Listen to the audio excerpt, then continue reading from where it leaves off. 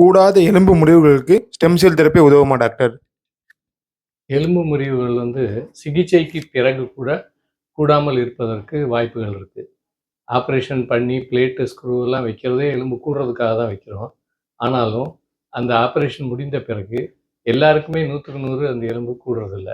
100ல ஒரு 10 பேர், 20 பேருக்கு ஆப்ரேஷன் பண்ணி பிளேட்டு, ஸ்க்ரூவெல்லாம் வச்ச பிறகு கூட எலும்பு கூடாமையே இருக்கும். அது 3 மாதத்திற்குள் கூட வேணும். அப்படி கூடலைனாக்கா அது பிற்காலத்தில் காம்ப்ளிகேஷன்ஸ் வர்றதுக்கு வாய்ப்பு இருக்குது.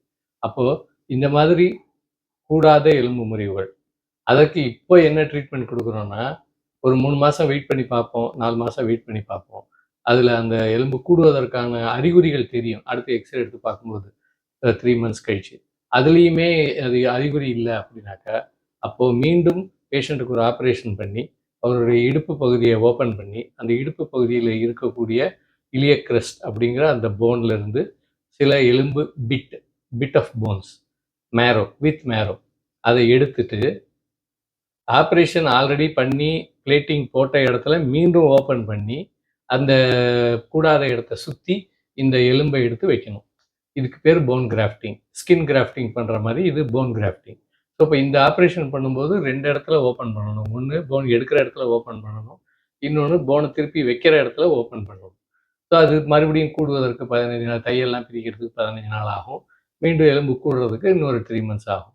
ஆனால் இந்த ஸ்டெம் செல் தெரப்பி வந்த பிறகு இது மாதிரி கூடாமல் இருக்கக்கூடிய எலும்பு முறிவுகளுக்கு நேராக போன் மேரோவில் நீடில் மட்டும் போட்டு ஆப்ரேஷன் பண்ணாமல் ஓப்பன் பண்ணாமல் எங்கேருந்து போன் மேரோ எடுக்கிறோமோ, போன் கிராஃப்டிங் எடுக்கிறோமோ அந்த இடத்துல ஒரு நீடில் மட்டும் போட்டு அது வழியாக அந்த போன் மேரோவை உறிஞ்சி எடுத்து அதை கொலாஜன், ஹைட்ராக்சிஅப்படைட் இது மாதிரி சில ஸ்கெஃபோல்டோட மிக்ஸ் பண்ணி அந்த ஆப்ரேஷன் பண்ணி கூடாத இடத்துல ஒரு சியாம் மூலமாக எந்த இடத்துல கூடலைங்கிறத பார்த்து ஒரு ஊசி வழியாகவே அதை செலுத்தலாம். அப்படி செலுத்தி இந்த கூடாத எலும்பு முறிவுகளை மீண்டும் கூட வைப்பதற்கான வாய்ப்புகள் இப்போ இருக்குது. ஸோ ஸ்டெம் செல் தெரப்பி வந்த பிறகு இந்த 2 இடங்களில் ஆப்ரேஷன் பண்ணி மீண்டும் போன் கிராஃப்டிங் பண்ண வேண்டிய அவசியம் குறைந்து வருகிறது. அது இல்லாமலும் பண்ணக்கூடிய பாசிபிலிட்டிஸ் நிறையா இருக்குது. சில சமயம் ஜாயிண்ட் ரீப்ளேஸ்மெண்ட் பண்ண இடத்துல எந்த இடத்துல அந்த ப்ராஸ்தசிஸ் வச்சுருக்கிறோமோ அந்த இடத்துல போன் ரொம்ப வீக்காக இருக்கும், அந்த இடத்துல இன்ஸ்டெபிலிட்டி இருக்கும். அந்த இடத்துலையும் இது மாதிரி ஸ்டெம் செல்லை போட்டு அதன் போனுடைய ஸ்ட்ரென்த்தை இம்ப்ரூவ் பண்ணலாம். ஸோ ஸ்டெம் செல் தெரப்பி மூலமாக கூடாத எலும்பு முறிவுகளை ஆப்ரேஷன் இல்லாமல் சரி செய்வதற்கான வாய்ப்பு இப்போ இருக்கிறது.